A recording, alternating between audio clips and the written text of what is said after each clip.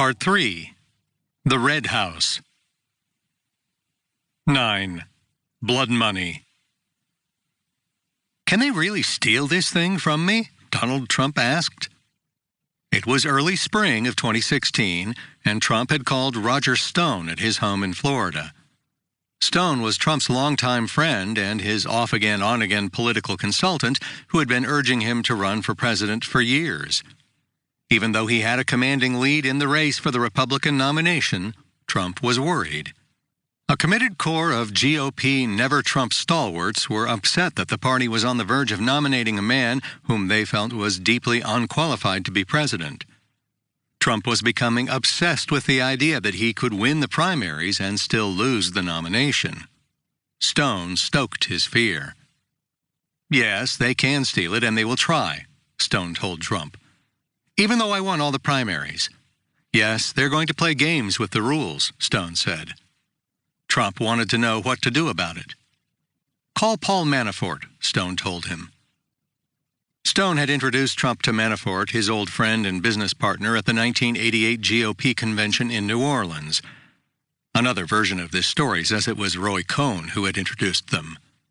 In 1980, Stone and Manafort had co-founded Black, Manafort and Stone, a Washington lobbying firm that had a reputation for taking on controversial but high-paying clients. The firm had even helped Trump resolve a dispute with the Federal Aviation Administration over the height of a few of his buildings. It didn't hurt that Manafort owned an expensive condominium in Trump Tower and occasionally bumped into Trump in the building. Another of Trump's longtime friends, the real estate investor Thomas J. Barack Jr., also championed Manafort. Barack had been urging the real estate tycoon to hire Manafort as a delegate wrangler. Barack had known Trump for 30 years, but he had known Manafort even longer.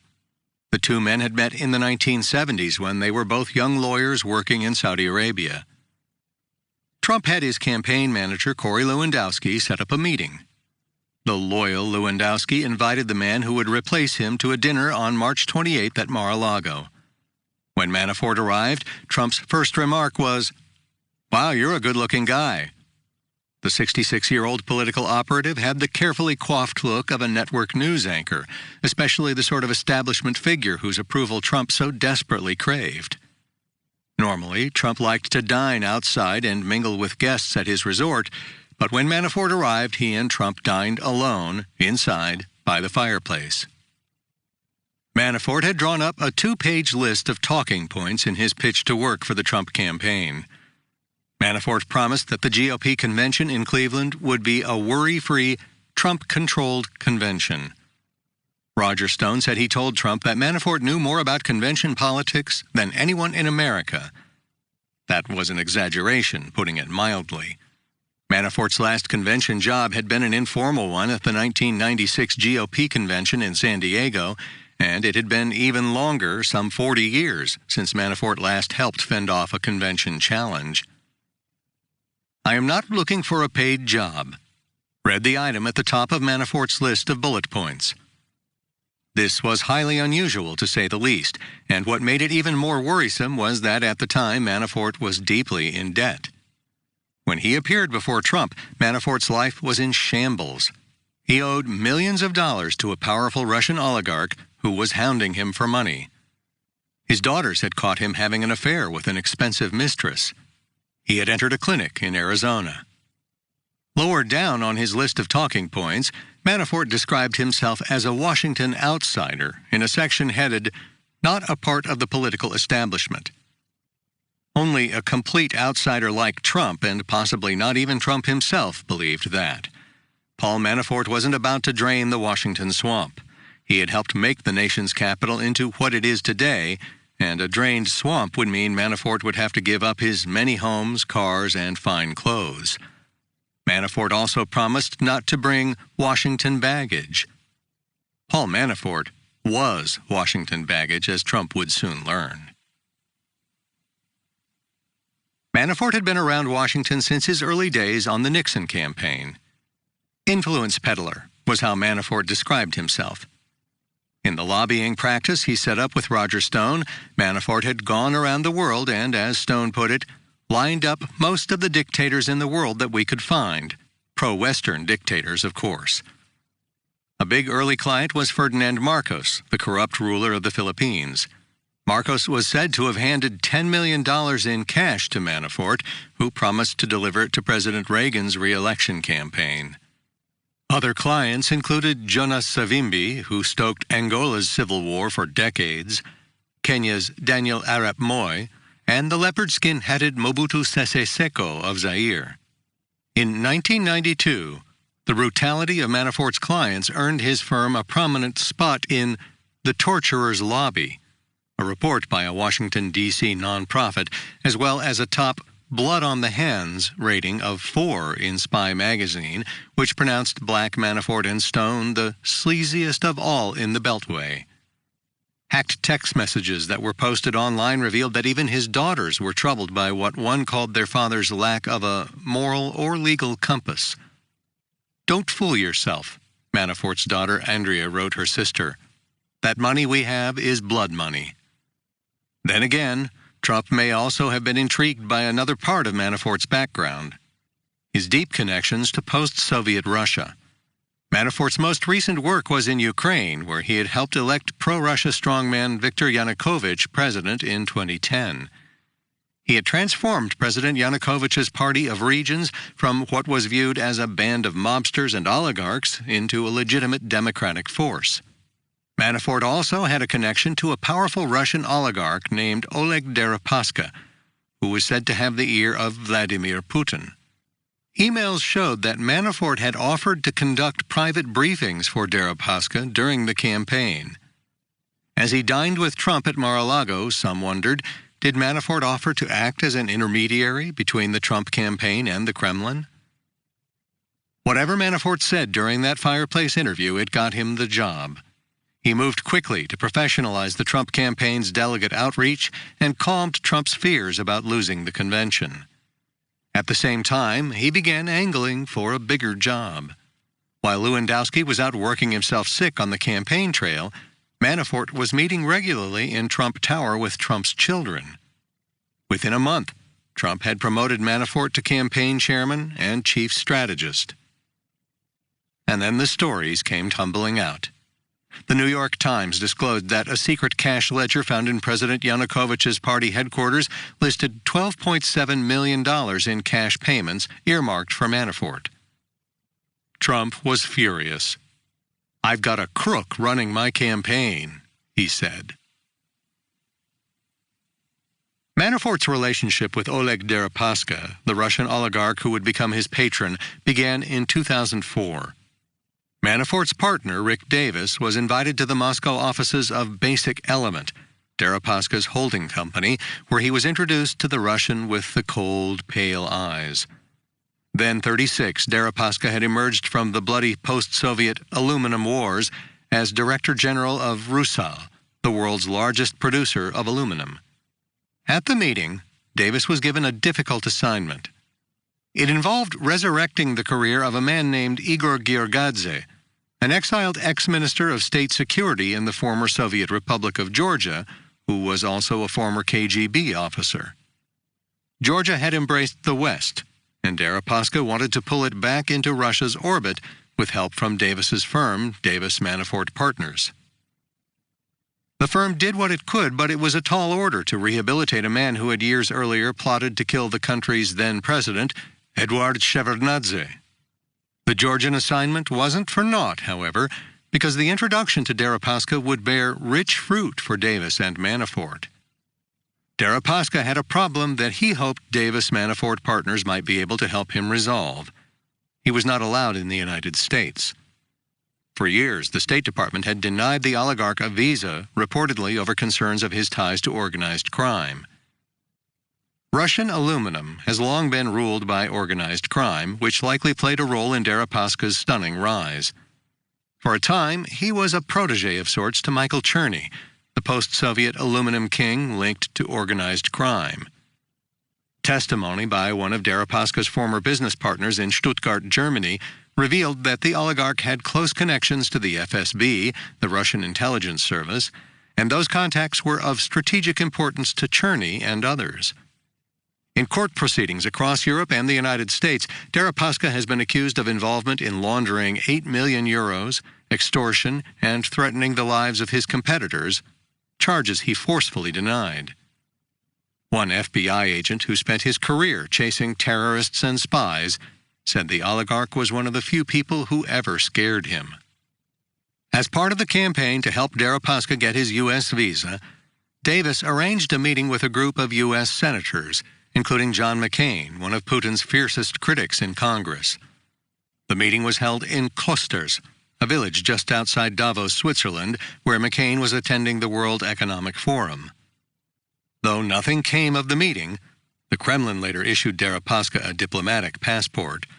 The oligarch was grateful for Manafort and Davis's efforts. "Thank you so much for setting up everything in Klosters so spectacularly," Deripaska wrote in a note. "It was very interesting to meet Senators McCain, Saxby-Chambliss, and John Sununu in such an intimate setting."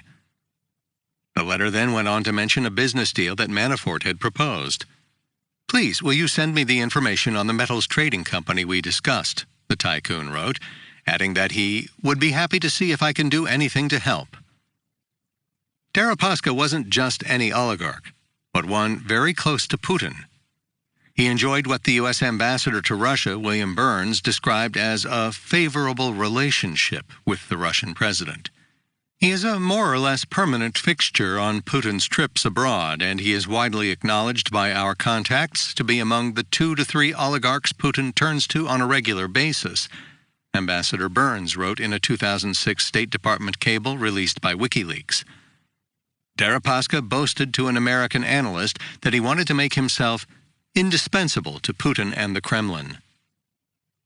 Sensing a monumental opportunity to align himself with the biggest fish in the post-Soviet pond, in 2005, Manafort drafted a proposal for Deripaska. In it, Manafort said he would seek to bolster the legitimacy of governments friendly to Putin and undercut anti-Russian figures through political campaigns, non-profit front groups, and media operations. In a confidential memo later obtained by the Associated Press, Manafort laid out a play-by-play strategy that would refocus both internally and externally the policies of the Putin government. He surmised that this model can greatly benefit the Putin government if employed at the correct levels with the appropriate commitment to success. When the memo leaked, Manafort and Deripaska were quick to insist that nothing had come of it. Deripaska went so far as to sue the Associated Press for defamation for daring to even imply that he had anything to do with this memo. Lawyers for the Russian oligarch stated emphatically, Mr. Deripaska never had any arrangement, whether contractual or otherwise, with Mr. Manafort to advance the interests of the Russian government or to implement the purported proposal in the 2005 Manafort memo. Deripaska put Davis Manafort on retainer the following year, offering them a $10 million annual consulting contract. Deripaska dispatched Davis to Montenegro to manage a referendum campaign that ended with the country declaring its independence. Deripaska had recently acquired Montenegro's biggest aluminum plant, which then accounted for 2/5 of the country's GDP. According to information received by The Nation, Deripaska had told one of his closest associates that he had bought the plant because Putin encouraged him to do it, and that the Kremlin wanted an area of influence in the Mediterranean. Thanks to Deripaska, doors were opening up for Davis Manafort partners all over the former Soviet Union. Deripaska recommended Manafort to Rinat Akhmetov, a Ukrainian coal and steel tycoon and a political kingmaker in Ukraine's Russian-speaking Donbas region. Akhmetov paid Manafort $12 million to westernize the image of his holding company, System Capital Management. Akhmetov, apparently pleased with Manafort's work, introduced him to another would-be client whose reputation was in desperate need of an overhaul, Viktor Yanukovych. Ukraine was in the midst of a revolution, and oligarchs like Rinat Akhmetov were unsure which way the political winds were blowing. For over a decade, Ukraine had been governed by its inept and corrupt president, Leonid Kuchma. In line to succeed Kuchma were two men who sought to take the country in opposing directions. One was the Ukrainian Prime Minister and Party of Regions leader Viktor Yanukovych, a candidate widely seen as friendly to oligarchs and to Russia. Opposing him was Viktor Yushchenko, a former prime minister who had lost his position when he took a stand against corruption. The election became a major battle between Putin and the West. Yushchenko had formed a popular opposition party, Our Ukraine, and openly spoke of his desire to strengthen ties with the European Union. Putin himself stumped for Yanukovych, including making two high-profile trips to Kiev during the campaign. The Russian president had staked considerable resources on his victory by dispatching Russian spin doctors to Kiev and bombarding Ukrainian viewers with pro-Yanukovych coverage via Russian state TV. U.S. officials have said there were credible reports that Russia funneled large amounts of money into the Yanukovych campaign. It would end up being an exhausting and nasty election. Yushchenko's popularity versus Yanukovych's moneyed connections. The first round of voting on October 31, 2004, showed Yushchenko slightly ahead, but with less than 50% of the vote required for outright victory. In the revote on November 21st, Yanukovych outpolled Yushchenko. Voter fraud was immediately suspected, with reports coming in of ballot stuffing, voter intimidation, and new registrants swelling the electoral rolls. A massive protest dubbed the Orange Revolution, the color a reference to Yushchenko's campaign banner, broke out on the streets the next day. It brought Ukraine to a standstill and stalled Yanukovych's claim to the presidency, much to the consternation of his supporters. Galvanizing the moment was Yushchenko himself, who had nearly died during the campaign. It was later discovered that his food had been spiked with dioxin, a poison found in the Vietnam-era herbicide Agent Orange. Yushchenko emerged disfigured by the poison, but determined to lead his country. Charges of corruption, dioxin poisoning, and Russian meddling heightened the drama of the Orange Revolution. Politicians began to speak openly about splitting Ukraine into two countries. The Supreme Court ordered a revote, and on December 26th, Yushchenko won by a landslide. Down but not out, Yanukovych retreated to the sidelines and plotted his next move. In the summer of 2005, Yanukovych and his political patron, the coal tycoon Rinat Akhmetov, traveled to the Bolshoi Hotel in Moscow. There they met Paul Manafort. Akhmetov wanted Manafort's help with the upcoming Ukrainian parliamentary elections. Manafort agreed and hired more than 40 consultants, many from Washington, and provided the Party of Regions with polling, advice on advertising, and help crafting an overall strategy. According to the Wall Street Journal, Davis Manafort Partners was paid $20 million for its initial work in Ukraine. Manafort set up a base of operations in Ukraine in a nondescript office at 4 Sophia Street near Kiev's Independence Square. There was no sign on the door, and a passerby might easily have missed it. Managing the office was a former Russian army linguist named Konstantin Kilimnik, who was assessed to have ties to a Russian intelligence service. Manafort had worked with Kilimnik on Rinat Akhmetov's campaign. At the time, Kilimnik had been working as a translator in Moscow for the International Republican Institute, a U.S. not-for-profit group that promoted democracy around the world. Kilimnik was dismissed around that time, and he left Moscow and his family for Kiev and Manafort. Rick Davis took leave from the partnership to run Senator John McCain's unsuccessful presidential campaign against Barack Obama, and Manafort took the reins in Ukraine. He promoted Rick Gates to be his right-hand man and set out to transform the Ukraine Party of Regions from a haven for mobsters and oligarchs, as a cable from the U.S. Ambassador John Herbst had described it, into a legitimate political party. Manafort set up a meeting with Ambassador Herbst and sought the counsel of a Swedish economic counselor to the Ukrainian government named Anders Åslund, who recalled Manafort as coming off as highly intelligent and absolutely ruthless. When Manafort told Herbst he would be working with Yanukovych, the ambassador gave him his blessings. "That was something that I thought was a fine idea," Herbst said. "As I said to him, if you can help Yanukovych win an election fair and square, good," Herbst added. "They would just update me on things they were doing, and it all seemed pretty straightforward and nothing problematic." Manafort began by helping Yanukovych appeal outside of his base, suggesting he give speeches in Ukrainian while in the western half of the country and in Russian in the pro-Russian eastern half. Manafort then convinced Yanukovych to open up about his past delinquencies, certain assault and robbery convictions that had landed him in jail as a young man.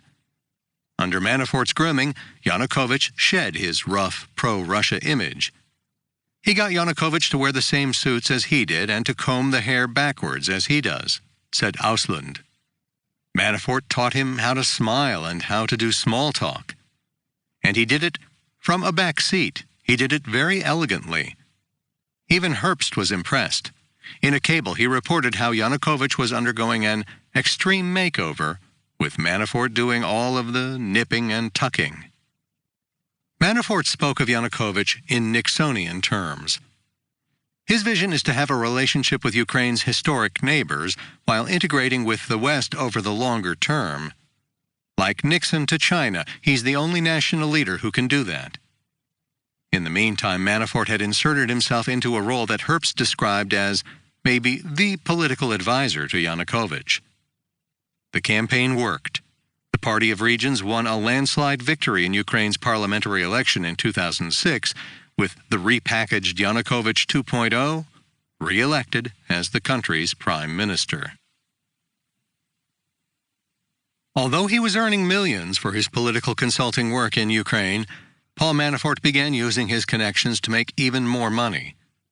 He met Dmitry Firtash, a wealthy Ukrainian businessman involved in the natural gas trade who had friends in top posts in Yanukovych's administration, and pitched him on his grand vision for Bulgari Tower, a $1.5 billion skyscraper project in Midtown Manhattan on the corner of Park Avenue and 56th Street.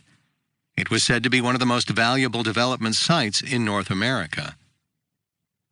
The Ukrainian natural gas tycoon had millions to invest because Gazprom, the natural gas giant controlled by the Kremlin, had given his unpronounceable company, Rusukrenergo, a monopoly on all gas trades between Russia and Ukraine. This incredibly lucrative deal was widely viewed as a partnership with organized crime. Firtash was believed to be a frontman for Semyon Mogilevich. In court papers in Chicago, where Firtash was indicted in a separate international racketeering conspiracy, prosecutors described him as an upper echelon associate of Russian organized crime. In 2008, Firtash agreed to commit $112 million to Manafort's Bulgari Tower project and wired in a $25 million deposit. The deposit came from Raiffeisen Zentralbank, the Austrian bank that U.S. officials believed served as a Mogilevich front.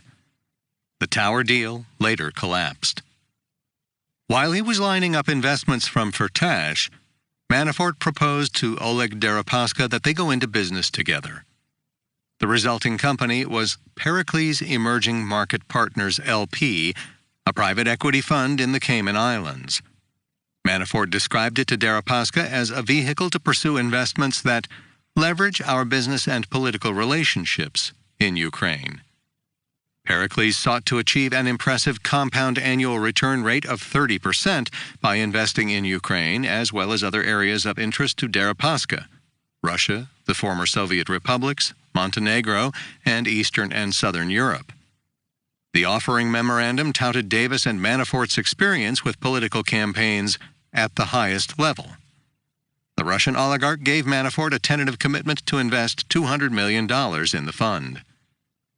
Manafort tasked the management of Pericles to Rick Gates, who visited Deripaska's representatives in Moscow and provided a fund plan that described various investment opportunities.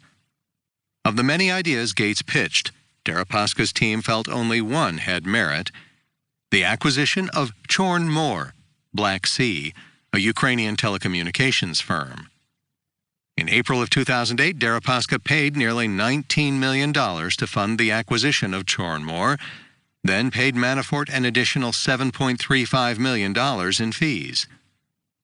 Years later, Deripaska learned that the purchase price of Chornmoor was $1.1 million less than Manafort and Gates had led him to believe. Gates and Manafort had simply pocketed the difference, laundering it through accounts in Cyprus that the two men used as their personal piggy banks, the oligarch said in a lawsuit. What Gates and Manafort also withheld was the fact that Chornmoor wasn't worth nearly what Deripaska paid for it. Chornmoor was valued at only $4.5 million and took in only $1.5 million in revenue. To top it off, the company was run not in a proper office, but in a dingy Soviet-style apartment building about 6 miles, 10 kilometers, from the city center. Around the time of the Chornmoor purchase in early 2008, Forbes ranked Deripaska as the 9th wealthiest man on the planet, with a net worth estimated at $28 billion. The telecommunications company investment was a trifling fraction of his wealth, and it would hardly ruin him if the venture sank.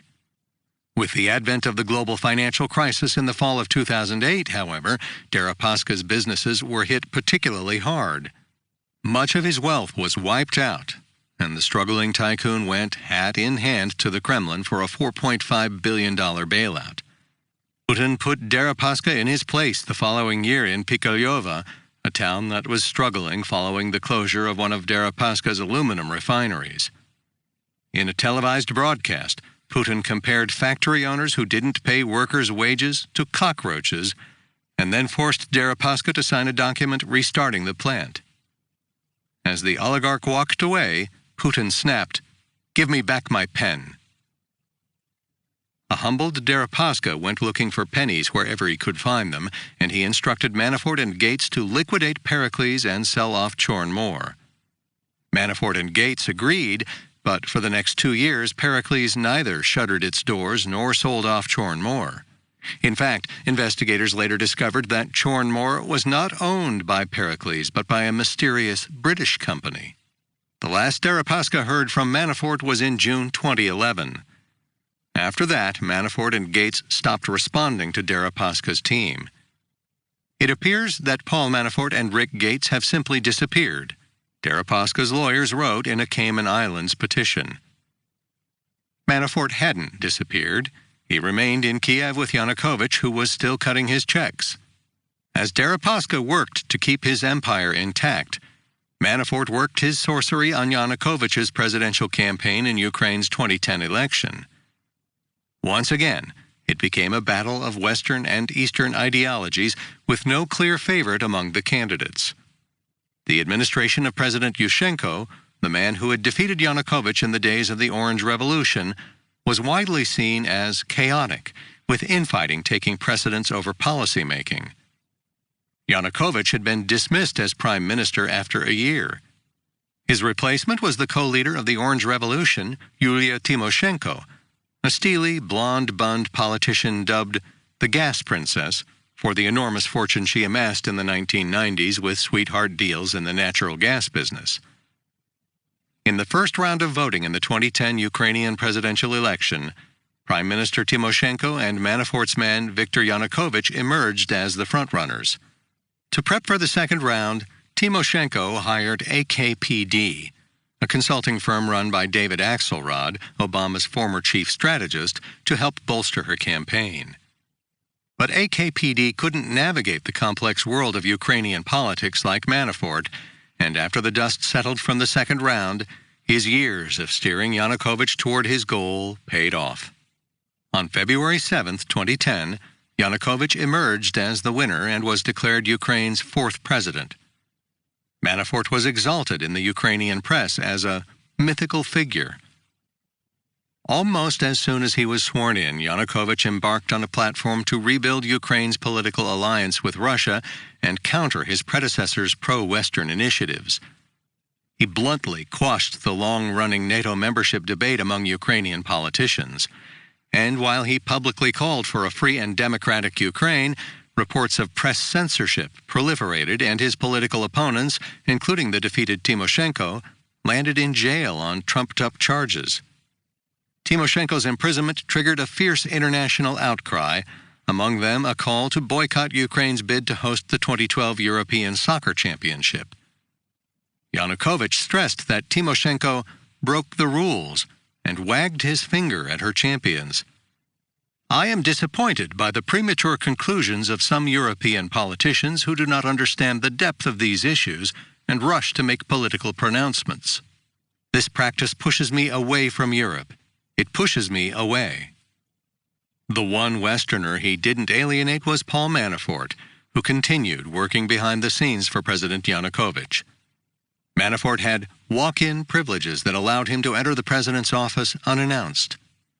Yanukovych placed such faith in his American advisor that his staff started using Manafort to deliver messages they really wanted the president to hear. Paul has a whole separate shadow government structure, Rick Gates, his right-hand man, told a group of Washington lobbyists. In every ministry, he has a guy. Manafort arranged political cover in the United States for President Yanukovych. He hired two firms in Washington, Mercury Public Affairs and the Podesta Group, to lobby members of Congress on behalf of Ukraine and President Yanukovych's interests, paying both firms $1.1 million each. When Tymoshenko was put on trial, Manafort directed his Washington lobbyists to assure Congress that it was all perfectly legal and appropriate. Manafort secretly paid $4 million to the prominent New York law firm of Skadden Arps, Slate, Meeker, and Flom for a supposedly independent report on Tymoshenko's trial. The report found no political motivation in Tymoshenko's prosecution. Skadden Arps' work was led by Gregory B. Craig, a former White House counsel under President Obama. Later, a Skadden Arps attorney named Alex Vandersvan would plead guilty to lying to prosecutors about a conversation he had with Rick Gates over the Tymoshenko report. He also admitted to deleting records of email exchanges sought by prosecutors. Manafort was making good money with Yanukovych, very good money. The only problem was that it was dirty. It was hard to miss how deep Yanukovych's corruption and cronyism went. Much of the funding allocated for Ukraine's economic development went to Donbass, Yanukovych's home region, and a majority of key governmental and economic posts were given to friends of his from that region, many of whom were clearly unqualified for their positions. That was icing on the cake compared to the staggering $70 billion taken from the Ukrainian treasury and secreted away in foreign accounts, including those of Yanukovych's son, Alexander, who during his father's presidency became one of the wealthiest people in the country. The cherry on top was the presidential palace Yanukovych had built, a giant monument to corruption, complete with a private zoo and a faux galleon moored on a private lake. Manafort had been stashing away his paychecks from Ukraine in banks registered to shell companies in Cyprus, the tiny European nation that has long served as an offshore financial center for Russian oligarchs.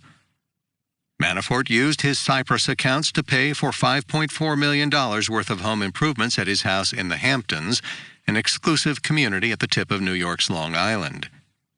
Another $1.3 million from Cyprus went to a home automation, lighting, and home entertainment company in Florida, where Manafort had another home. Money from Cyprus also bought a $3 million brownstone in Brooklyn, a $2.85 million condo in Soho that he rented on Airbnb, and a property in Arlington, Virginia. Special counsel Robert Mueller would later follow this money trail to return an indictment charging Manafort in a conspiracy to launder money and evade taxes. The beginning of the end of Manafort's sojourn in Ukraine came in the winter of 2013 when Yanukovych broke with his American advisor and rejected a major trade deal with the European Union, opting instead for closer ties with Russia. For the second time in his career, a major protest broke out, this time in Kiev's Euromaidan Square. Protesters amassed to demand his impeachment for plundering the country's wealth and turning Ukraine into a police state. Tension mounted as the demonstrations, which began peacefully, went on for months. Violence broke out on February 18, 2014, in clashes between protesters and police that lasted several days. At least 82 people were killed over the next few days, including 13 policemen. More than 1,100 people were injured. In the pandemonium, President Yanukovych boarded a helicopter and, with help from Vladimir Putin, fled to Russia, where he remained. Now effectively unemployed, Manafort and Gates shuttered their Ukraine operation. Manafort faded from the scene as he dealt with his mounting personal problems back home, but his wealth and his Ukrainian connections became something of an inside joke back in Washington. Roger Stone, Manafort's old friend and business partner, sent out an email in 2014 to a group of friends asking, "Where is Paul Manafort?" The choices were: was seen chauffeuring Yanukovych around Moscow, was seen loading gold bullion on an army transport plane from a remote airstrip outside Kiev and taking off seconds before a mob arrived at the site, is playing golf in Palm Beach. You wanna be right, 18 4K got slow walking down, still got on these shades, even though it ain't night, cause they little pink piss too hard. Let's go on a SRT with a Draco tank.